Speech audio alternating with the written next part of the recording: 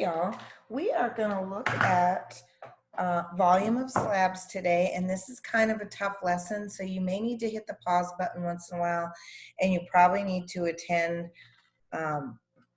my class times for this particular one. If we were in class, we would make some 3D models together, and I am going to put a video out for you to see before this one of shapes. But anyway, let's look at this. What we're doing is we're taking a slab. If you think about your driveway as a slab is a flat surface. And we're going to have that flat surface and we're going to put something on top of it.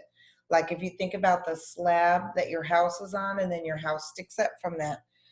So I want you to think about that. Our first example that we're going to look at, I'm going to kind of model for you with little pieces of foam. But let's get our pre-work done here. There's some geometry you need to bring in with you. I know you love that word, but it's not too bad.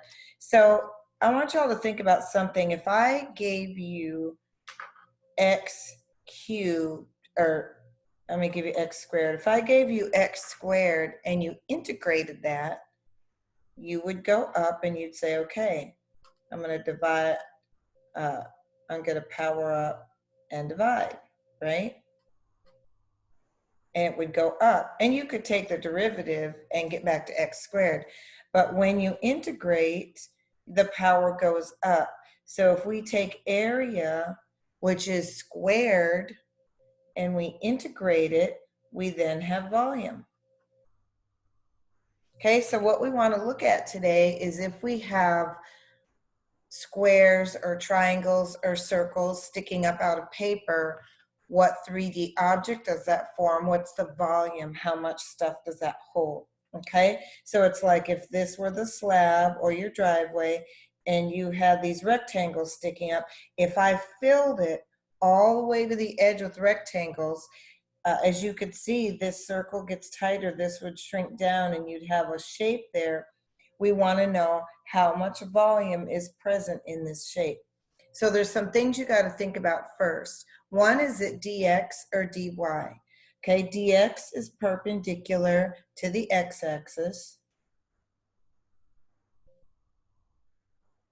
and dy is perpendicular to the y-axis. And what that means is this one is going to be up and down, if you want to think about it that way, kind of like your shape is perpendicular to the x-axis, and dy means it's this way. So if that's your axis, it's perpendicular to the y-axis. Okay, remember when we looked at this at the problems yesterday, when it was dy, you had to get all dy's here. You had to get y values, and we're going to have to do that today. So first, some formulas that we need. One is a square. Well, a square is easy. Area equals side squared. We know that in a square, both sides are the same. Rectangle, we could say length times width, or we could say base times height. You kind of have to go with how it's worded. And many times we have to put the B and the H in terms of S, where it will give you your problem will tell you the side is this and the height is 3 times the side or something like that. Circle, of course, we know that. Pi r squared. Triangle, just a regular triangle, is 1/2 base times height. A semicircle, we don't think about that, but it's easy because a semicircle is half of a circle. And many times in these problems, we have a semicircle sticking up off of a flat surface. Isosceles right triangle, you may have forgotten this one from geometry, but that is area equals 1/2 s squared. If you think about an isosceles triangle, right? The two sides are the same. It's basically half a square, so the formula is half a square. Equilateral triangle. all sides are the same. And if you've forgotten that formula, you could call each side x and you could solve for it, but I'm just going to tell you what it is. It's a square root of 3 over 4 times s squared. Have these formulas handy. You should try to memorize them. You don't have to memorize them because we are at home, so you can have a little index card next to you. But for your own self, you should try to memorize those. Okay, let's look at a problem. Now that I have you scared, let's look. Let me zoom in just a little. Okay, consider the region S bounded by the graphs y equals x and y equals x squared. The region is the base of a solid and the cross sections perpendicular to the x-axis are squares. Okay, it's perpendicular to the x-axis. We read that. So it is a dx problem. All right, so now we need a sketch. So I'm gonna, your sketch doesn't have to be fancy. It just needs to give you the idea of what it is.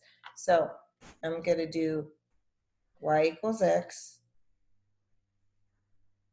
That's that line right there. And y equals x squared.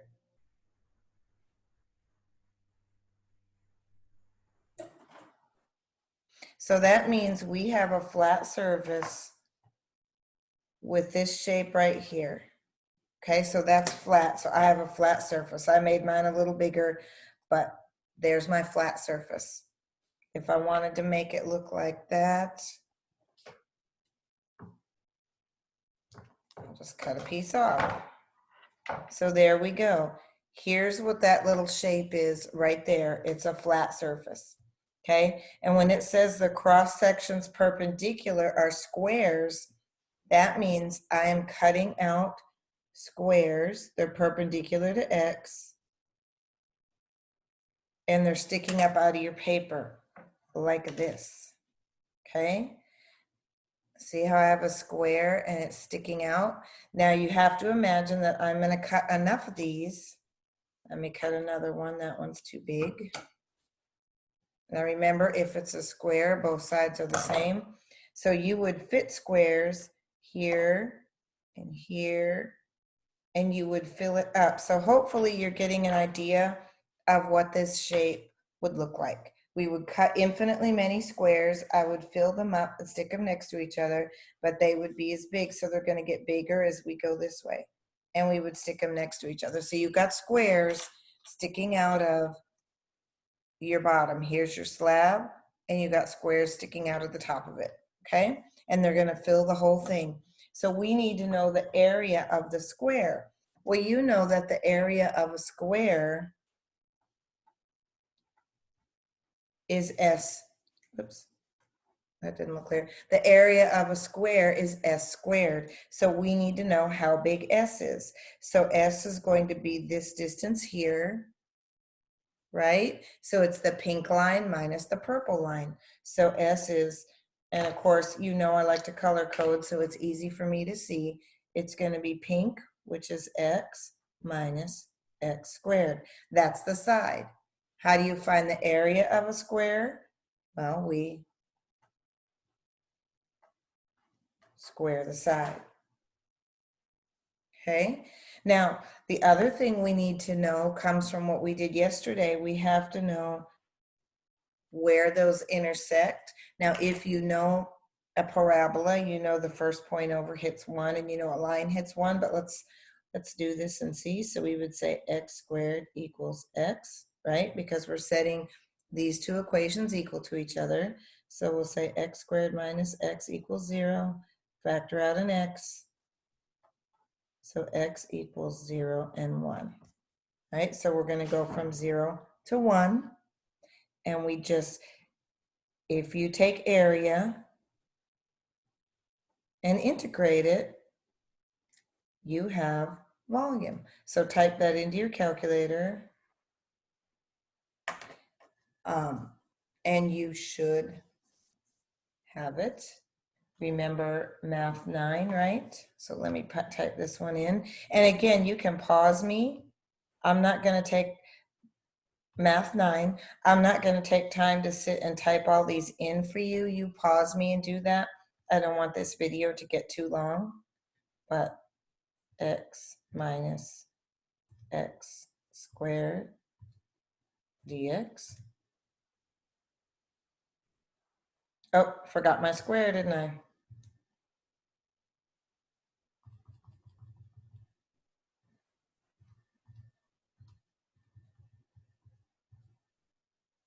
Remember, second insert if you ever forget anything. And I need a square there because this was my side and side square. So now we will get the right answer. There you go. The trouble with this, these are very easy. You're going to be given a shape, a square, a rectangle, or whatever. You find the area of that square or that rectangle. Once you find the area, you simply integrate it to get volume. The trouble comes from figuring out the length of the side, and we're going to practice. Okay, consider the region S bounded by the graphs of y equals the square root of x, right? Y equals 0, and x equals 4. So I like to draw it in first. The better your sketch, the easier it is. And if you'll sketch a little bigger, I would use big paper. If you sketch too small, it's really hard to see what you're putting in there. But y equals the square root of x. That's that. Y equals 0. That's this right here, right? X equals 4.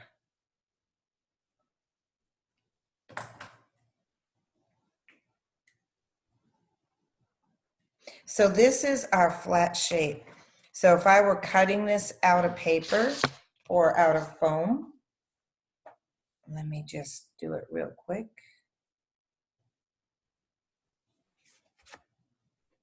Again, we would be building models if we were together. But if you think about it, right? So I have this shape. That's what you drew. It's a slab, and we're going to build something sticking out of the top of that, okay? The region is the base of a solid, and the cross sections are semicircles with the diameter across the base. They're perpendicular to the x-axis.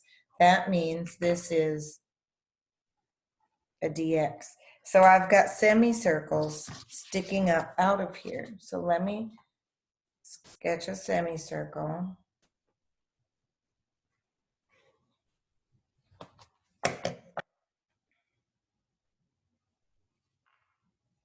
So that means you've got your flat base and you've got semicircles sticking up out of the top of it. And you're going to line the whole thing with these semicircles. So they're going to be the biggest here and they're going to get smaller as they go down. So it's like I have semicircles sticking out of the top. So let's use that image of a semicircle and let's think about it. How big?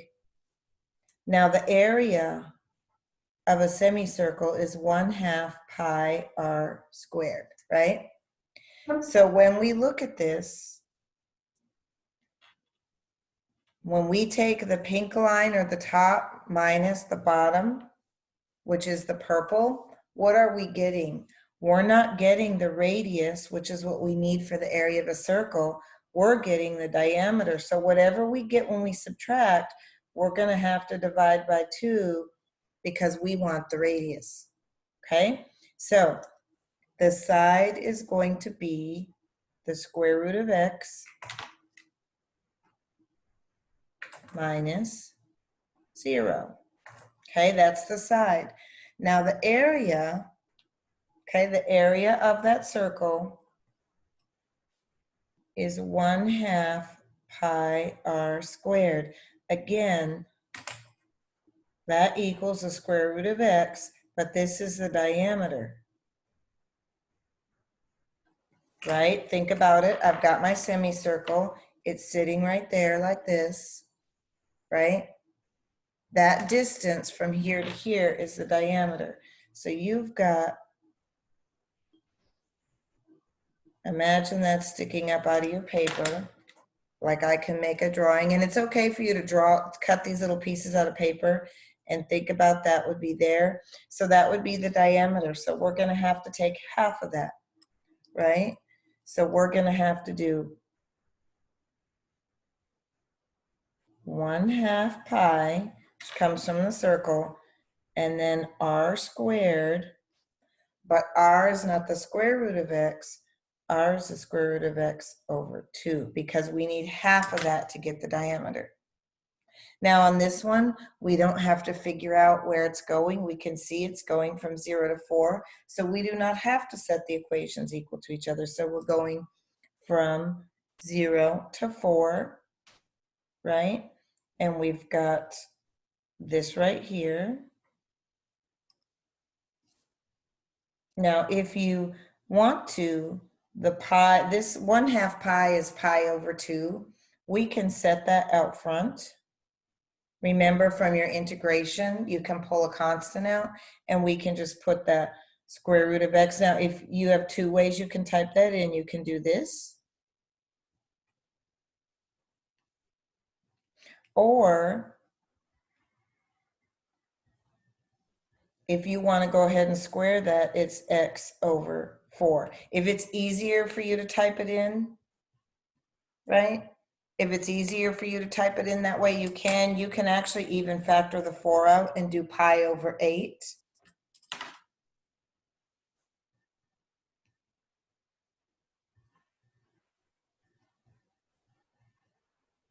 You'll come up with a way. This is all the same thing. Remember, with integration, we can factor numbers out, constants. Pi is a constant. So anyway, whichever way that's easier for you to type in your calculator. So hit the pause button, and then you come back and see if you get what I got. And I got 3.14 units.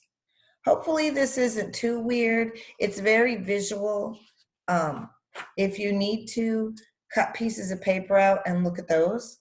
Okay, let's do one more right now, and then I think I'm going to stop this video, give you time to think, and then I'll start up another one. Okay, consider the region S bounded by the graph of 1 over y equals 1 over x, y equals 0, x equals 1, and x equals 3. The region is the base of a solid, and the cross sections are perpendicular to the x-axis. So that means it's a dx, right? We always have to pick that out first. Okay, so let's sketch this little thing. Now, what does 1 over x look like? Well, remember back from your rational functions, this is the equation for that, right? So there we go.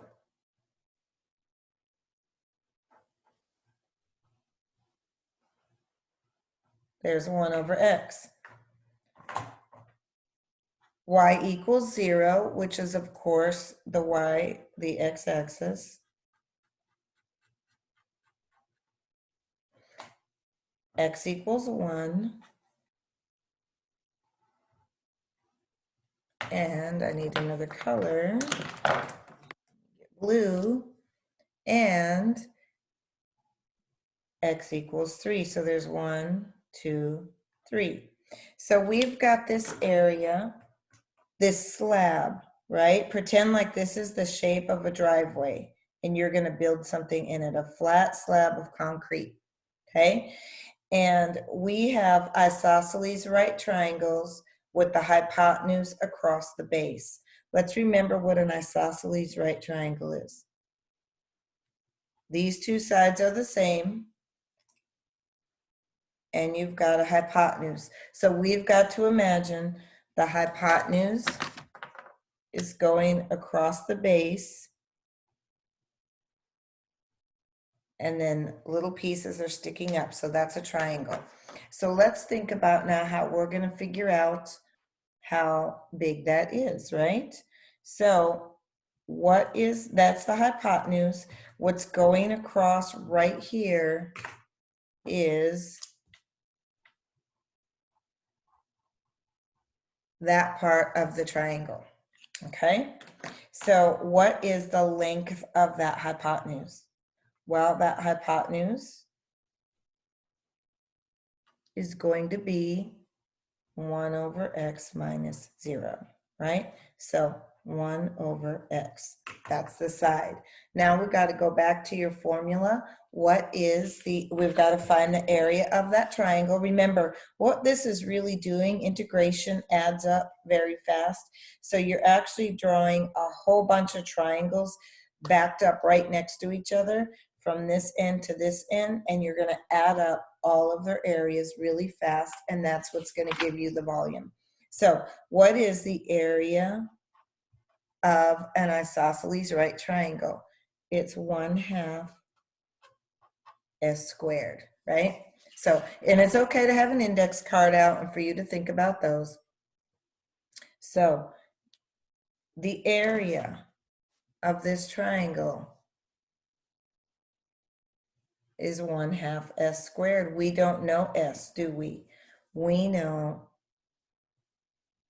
the hypotenuse. So you guys got to take a second and figure that out.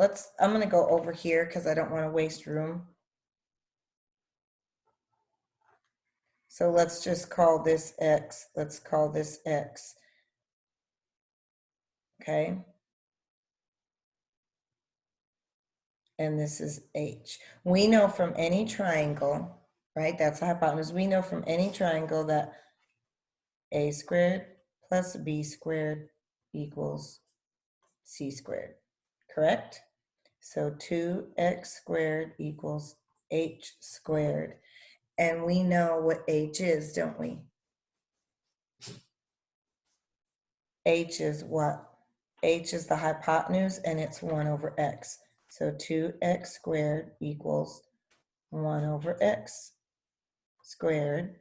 So 2x squared equals 1 over x squared. We'll get rid of that 2.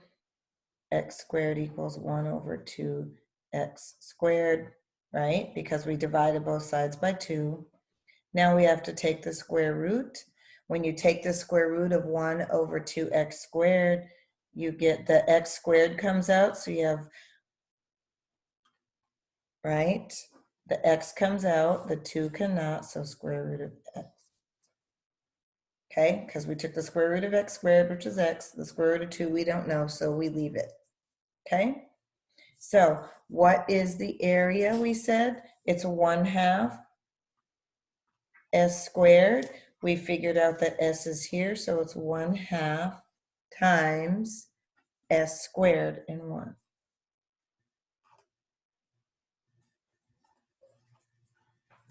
Okay, think about that for just a second. Do your arithmetic if you need to.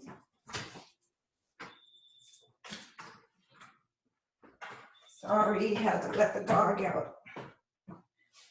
Okay, so what happens when you square that? You get 1 over 2x squared, right?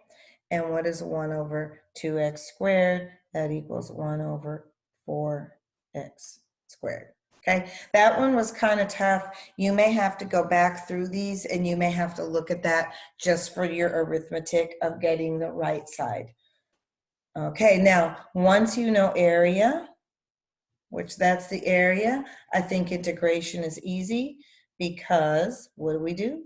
We just go here. Now here, we don't have to figure out the intersection. It goes from 1 to 3. That was given to us by these numbers up here. So we're going from 1 to 3. And this is 1/4 times 1 over x squared, right? So you can factor out the 1/4. And you can just put 1 over x squared in here. It won't matter if you keep this. You can put the 1/4 in there. It doesn't matter. Pause it and make sure that you can type that in. So hopefully that one's okay. Let me see. Can you bear with me for one more? Let's try one more.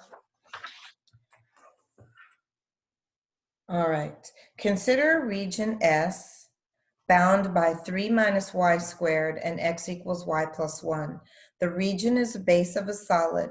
Set up and evaluate an integral to find the volume of this solid if the cross sections are squares perpendicular to the y-axis. Okay.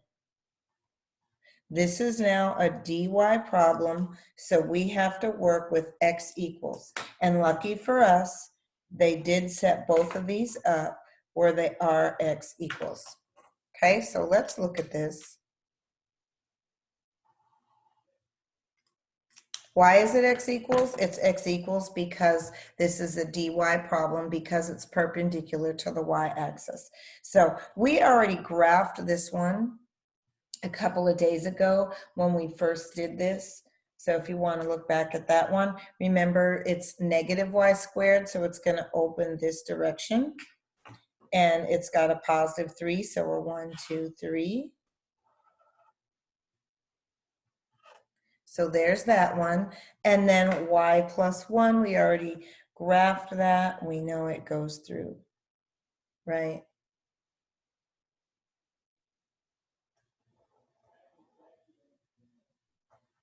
So we're talking about this shape right here.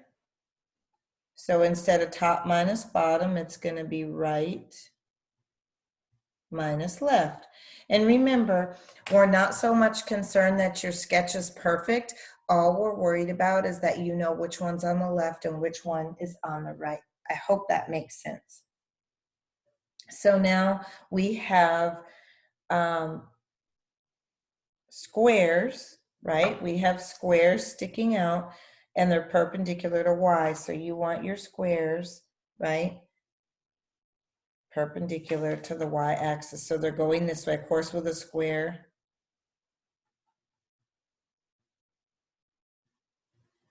Right? So we're going across there and we've got a square. So it's like I have squares sticking out of this.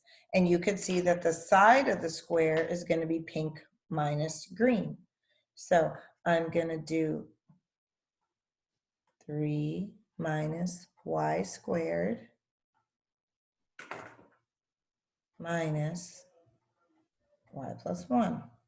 Okay, now you can simplify that, or you can type it in just like it is. It doesn't matter.